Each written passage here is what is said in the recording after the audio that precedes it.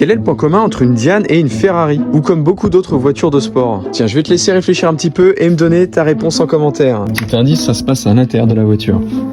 Hop là, à ton avis, qu'est-ce que ça pourrait être? Allez, la réponse, je parlais du levier de vitesse. En fait, comme beaucoup de voitures sportives, on a la première en bas à gauche, la deuxième en face, la troisième derrière, la quatrième en haut à droite. Bon, après, souvent sur les sportifs, t'as une cinquième, voire une sixième. Alors, on est loin de la grille Ferrari, hein, tu vois. Le levier est ici. Et pourquoi c'est inversé par rapport à la majorité des voitures actuelles? C'était surtout pour jongler plus facilement entre la 2 et la 3. Donc, on laisse la première de côté qui sert théoriquement uniquement à démarrer. J'ai jamais fait de circuit, mais je pense que c'est quand même bien d'avoir la 2 et la 3 l'une en face de l'autre, ainsi que la 4 et la 5. Pareil sur les routes de montagne, sur les cols, c'est vachement plus avantageux. En ce qui concerne la Diane, je sais pas si c'est pour les mêmes raisons qu'ils ont mis cette boîte inversée. Donc je vais demander à tous les fanboys Citroën s'ils ont la réponse. N'hésitez pas à me dire tout ça en commentaire, je pense que ce serait intéressant d'en savoir plus.